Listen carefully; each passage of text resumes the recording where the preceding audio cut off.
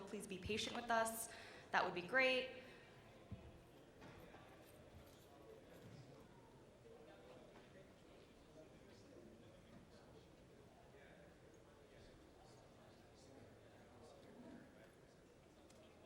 Well, I guess yeah, let's give her one more minute because we do have limited time, so I don't want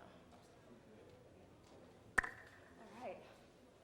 Well, good morning, everyone. Thank you for joining us. We have quite a turnout.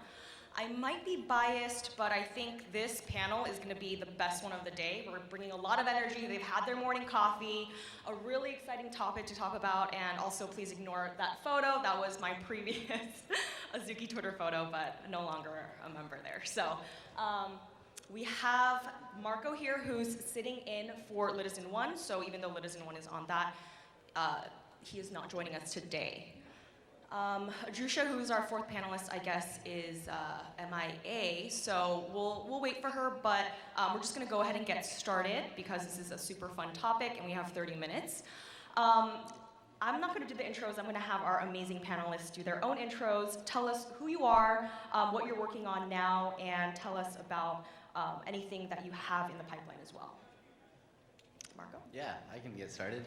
So I'm not Litizen 1. I'm Marco Papis. I'm one of the co-founders of Transient Labs, and we're the lab behind all the lit projects.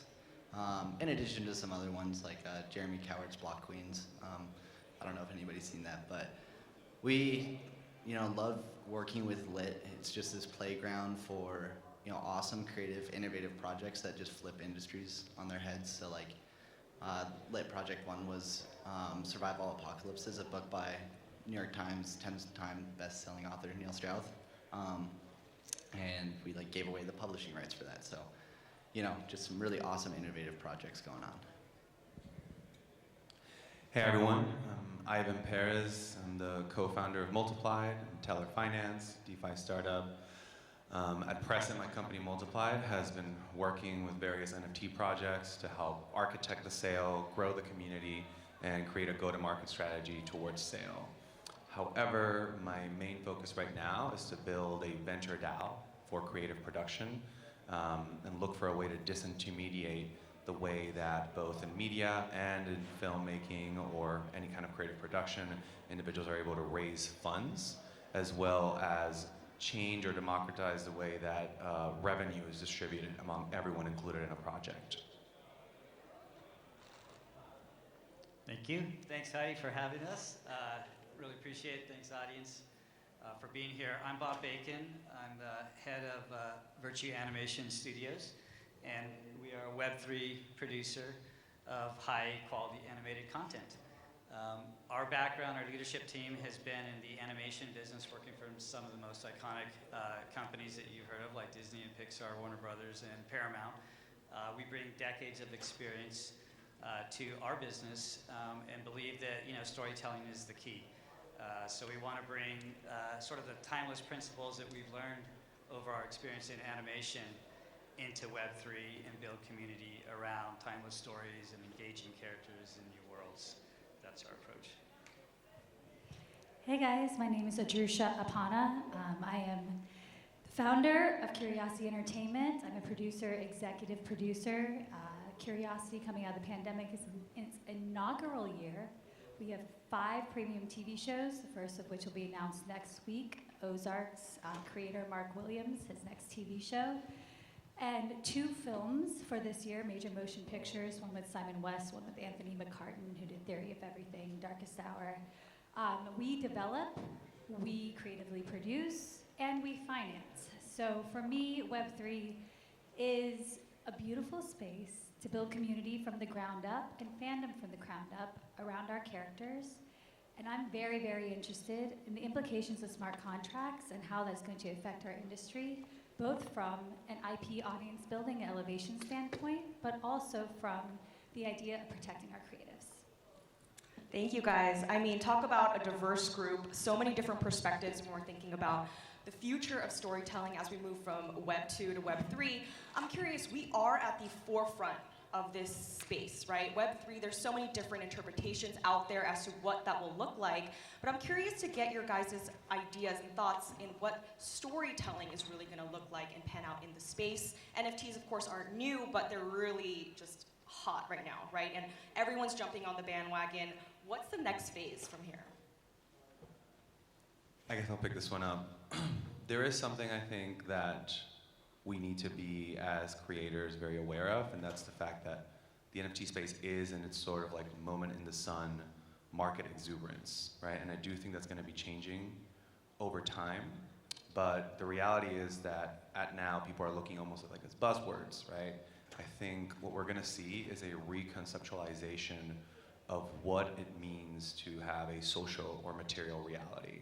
And in the same way, I think we're going to be experiencing a cognitive revolution as to how we create a reality, what world building means, both virtually or physically.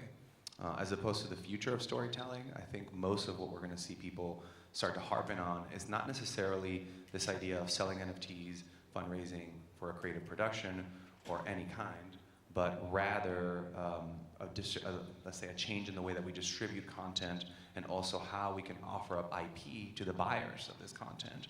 I think there's something really interesting in the idea that you might sell a historic piece, perhaps an ad that you produce, right, and distribute the content via an NFT, and then that individual has the capability to commercialize that brand on his own by the very piece that he owns.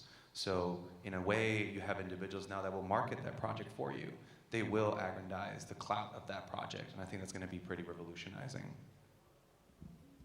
Yeah, I could add to that. I mean, I think that, as you mentioned, the sort of new platform change offers a lot of opportunity for creators, and this is, I think that the major thing that we're seeing here.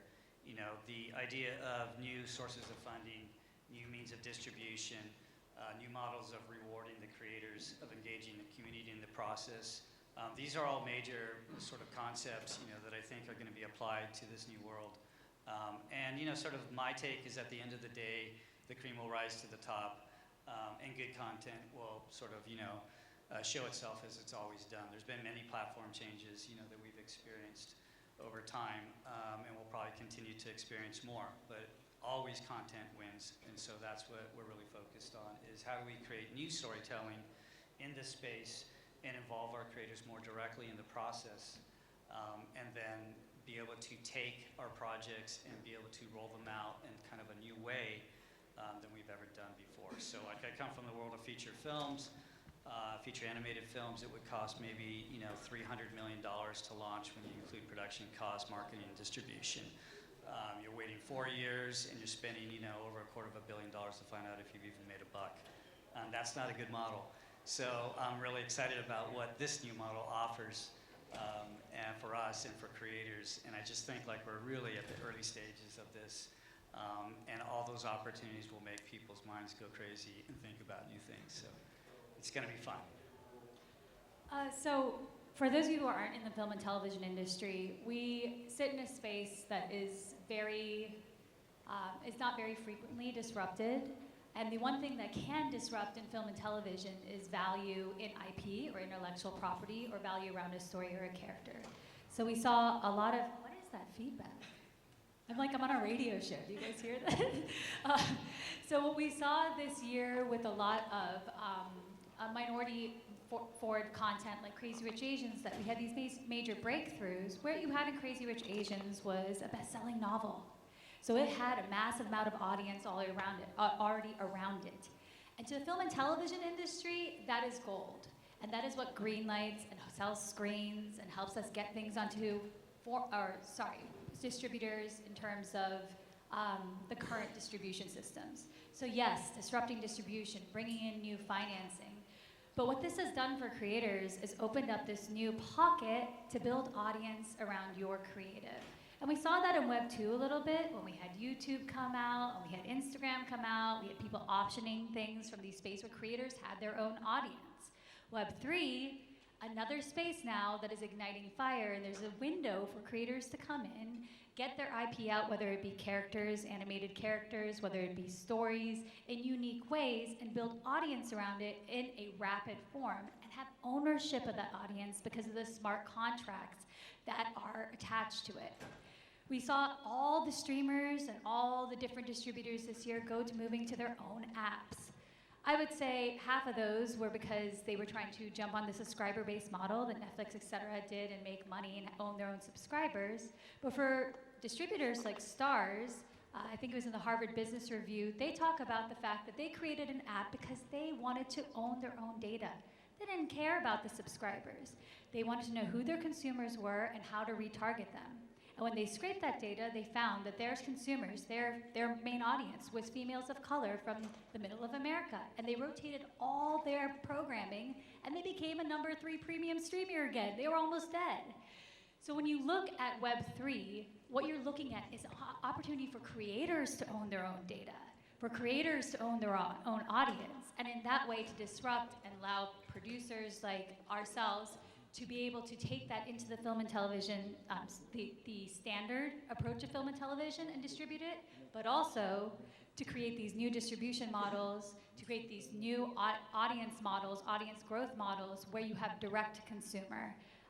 And so that's what's super, super exciting for the NFT space. And I think we're just getting to the beginning of it. People are seeing these pixelated things. They're not fully understanding the applications of what this could be. That could be a video short from the Atlantic doing something on the Ukraine right now.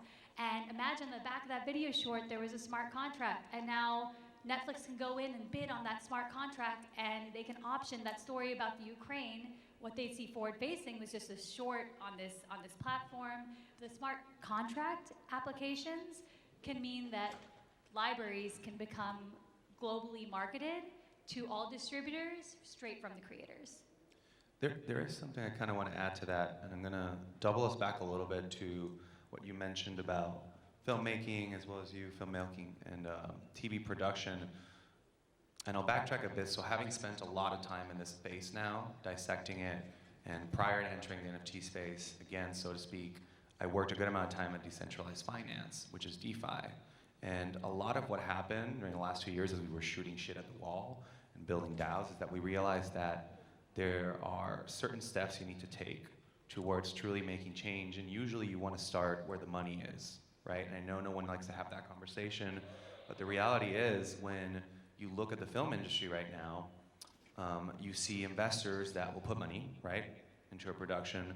They will expect about 110% recoup. You guys can correct me if I'm wrong. And then post that recoup, they'll usually split either 30-70 or 50-50 of the net profits, which means that truly, and pardon my French, like the creators are getting fucked, right? That's been happening for a long time. And it's a monolithic industry that has almost like an apogee of who gets money, who gets cast. So I think the most important thing right now is that outside of what's been happening where we have a lot of different creatives working in silos, these creators find a way to work together and do solve the money issue, right? Earlier I mentioned this idea of a DAO. Realistically, that in itself is maybe a buzzword to some people, but it really just means that you're creating a different way to provide a service or create a certain service, right? I think that that's where we're moving in that industry. So as it would pertain to something like fundraising for a film, imagine you can get certain level of like patronage into this DAO. You can have a large council of members that are perhaps like people on the stage, experts, and they can decide the way that those funds are distributed. But it also creates this almost like lower barrier to entry to independent film producers and artists that would otherwise have been marginalized or not or overlooked within the Hollywood industry.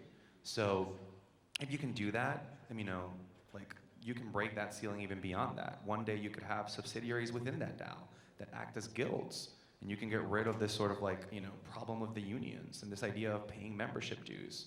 And at the end of the day, you're doing this blindly. There is no race and color involved. People are simply offering themselves up to create something and finding a team within this structure that also allows them to fundraise for that film. And I think that's something very important because it'll also allow creators to retain their IP and decide, as Adrusha was saying, how that's distributed and what can their fan base do. I mean, just imagine the idea of having a film franchise, right? And in between each film, you have almost like world building and lore expansion that your own fans can create. The last thing I will say, and this might be a little vitriolic, I think the one thing I'm afraid of is that I'm seeing a lot of producers sell NFTs as a way to fundraise for the film. that will never get us to a feature film. You're not going to fundraise enough, and your fans will always suffer the risk that they may or may not suffer a rug pull. And the reality is that when you look at NFT buyers now, and it's other things we're not saying, they're not necessarily the creatives. You're having a lot of what, for all intents and purposes, let's just call them DeFi degens or NFT degens, right? And I consider myself one. We're the ones buying up these fucking floors, right? There's a certain level of speculation, so we need to be addressed as well.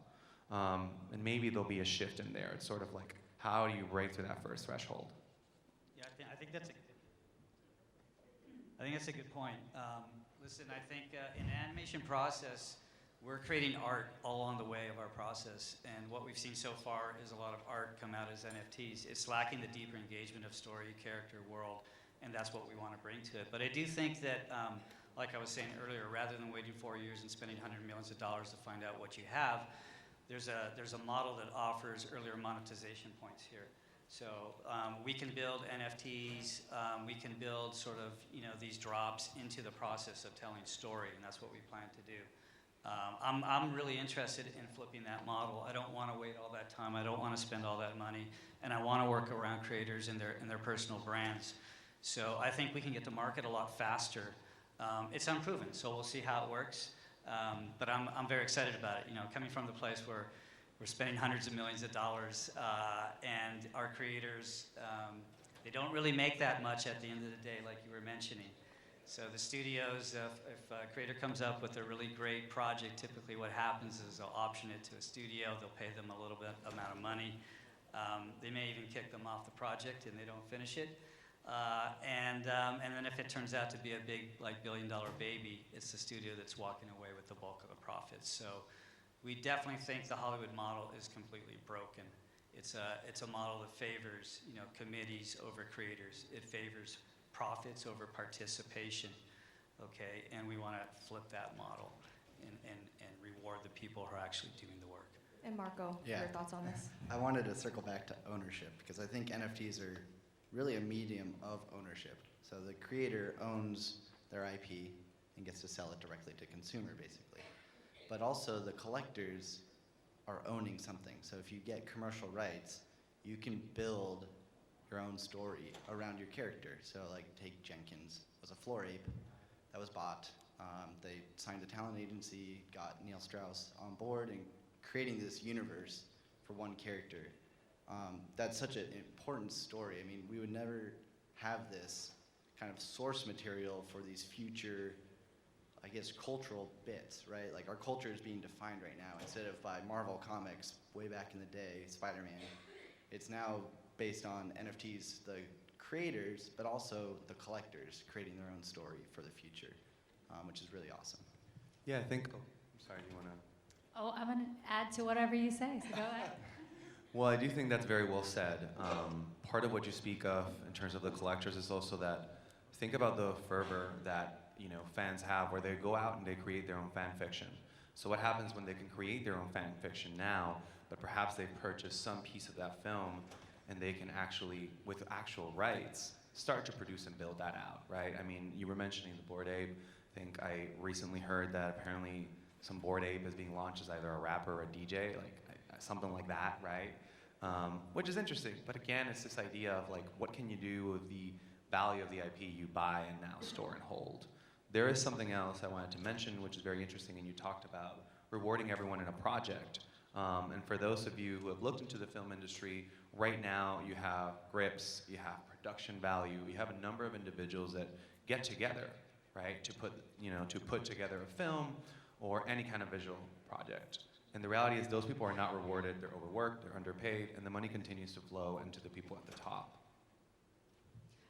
So I'm the geeky film nerd over here, and so I just want to highlight a little bit of what Ivan said around character and character development, because I want everyone to leave here with their imaginations going wild, especially if you're in this space, and the applications that NFTs and smart contracts could have, because I think, again, it's going to take collectives of rooms like this to really push forward and find these spaces. But for me, growing up, whether it's Marvel, whether it was Warner Brothers' first catalog, whether it's the DC universe, people who have built these crazy communities of fandom that just write on Reddit boards day in, day out. What if Spider-Man did this? What if Batman did this? What if we could have, what if all of those ideas and all those fans could be collected in one space and actually utilized by creators, actually respected by creators, actually grow with creators and be a part of the larger conversation. So when season 2 comes out, when part 2 comes out, you're on those boards and you're guessing because it could be your storyline that's picked. These are some of the applications that Ivan mentioned that I just want to seed you guys with, because what we're seeing is really a rebirth of the creator economy in a way where fandom now becomes participation. You are a part of something from the start and you get to grow with it. And for our company, that's what we're super interested in, because we hear a lot of people saying, oh, I'm gonna build the next Disney. I don't wanna build the next Disney. I'm maybe an Imagine. This is my forever company. But I love what Disney and Marvel and all these universes did with their fans, because their fans felt like they were part of it from the beginning. And if you guys saw the Beanie Baby documentary that came out on Netflix a little bit earlier this year, they talked about these 4 women who really pushed Beanie Babies forward. They had nothing to do with the company. They ended up getting sued by Beanie Baby for making it a multi-million-dollar industry. Can you imagine what that might feel like to someone who's been spending hours talking on boards, getting on the news, saying, buy this Beanie Baby? For creatives, we cannot afford to abandon audience. It is the most important thing. It's the reason why we tell stories. And so Web3, NFTs, all these things, and what Ivan was speaking about in terms of creating new storylines, they become even more important for this room, because it is our bread and butter. That's how we grow as storytellers. That's how we've always survived. So it's really hard to understate the benefits that NFT provides to the entertainment community, right? Creators, building community, capitalizing on valuable IP. But I have to play devil's advocate. There are still some issues. It's not a perfect space when it comes to NFTs, right? We were talking about this earlier with inflated valuations. And then on the flip side also, there are rug pulls with some projects out there, right? So what kind of keeps you guys up at night when we're thinking about this space right now? So to be honest, seeing these rug pulls, seeing these projects that fail, or in the market exuberance, doesn't actually worry me that much. We've seen this, right? The NFTs are going through what the ICO market went. This is actually good. It'll get a lot of mainstream attention, it's gonna get people looking into this industry, and absolutely, if you are overexposed, I am going to recommend that you sell some NFTs, because the reality is there will be a deflation in this market. The way that markets behave, they're acyclical.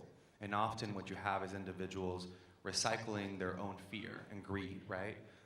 There's no way to know when the top is. There's only a way to know that eventually things will rise and fall, but it'll be good, because we're gonna go into building. And the people that don't get shaken off will be the people that continue to increase this industry. However, what actually keeps me up at night, right? And I don't really care if this is controversial, is sitting downstage yesterday and watching Warner Brothers decide they're gonna get into the NFT space. Because here's really what's going on when I see this shit, right? These monolithic entities are deciding to, in one way, they're putting in sort of palliative heuristics into how things are being built and how we're already seeing them, right? And in a lot of ways, they're also returning nostalgia. You're going to see a lot of these kinds of entities bring back items that are basically being put out of their archival footage, right? They're gonna resell paraphernalia for Batman. They're gonna resell things that they've already seen, and they're gonna make more money. And the truth is, these will not be the individuals that push true decentralization and disintermediation of how world building happens within the creative industry. And they are absolutely not going to be the people that are gonna push what is necessary, which is to sort of disrupt and change the ways in which we view the reality of this world. Think about this. I spent a lot of time, as most of us probably do, nerding the hell out within Twitter. And any day you can join in. It's a Friday. People are in there. They're hanging out. They're choosing to stay there instead of going out. That is the beginning of the metaverse. It might not seem like it, but the truth is, we talk about metaverse this and metaverse that. It is a concept.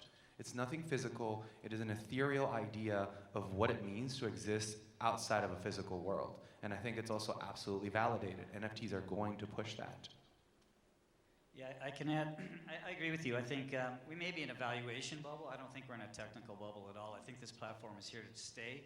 I think NFTs are a way of proving that out right now.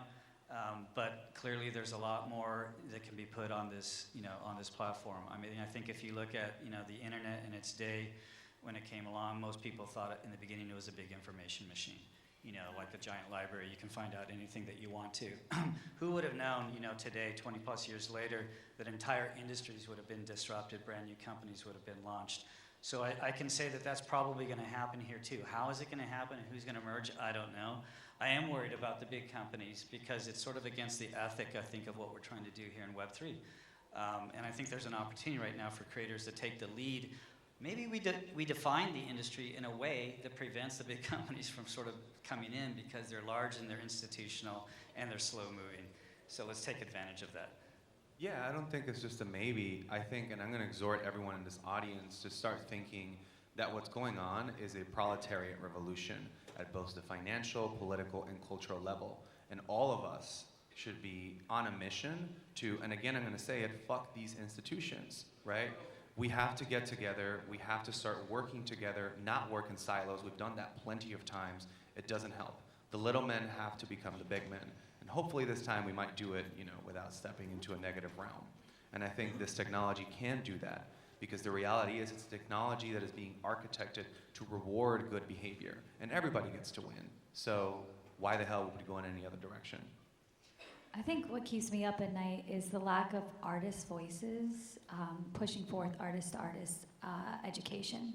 I think that it's great for us to talk about, like, let's not let the studios in, let's not let, et cetera, but unless our creators understand their own rights and how to carve out those rights within their own projects, we're not going to be able to have them stand up to these studios because essentially when a creator goes and signs a deal with a studio, distributor, financier, they're giving away their rights, and that includes their NFT rights, their publishing rights, their direct-to-consumer rights, unless they're smart enough to know to carve them out. The same thing exists in music, the same thing exists in gaming, and so we need more artists because I think it's very intimidating a lot of times.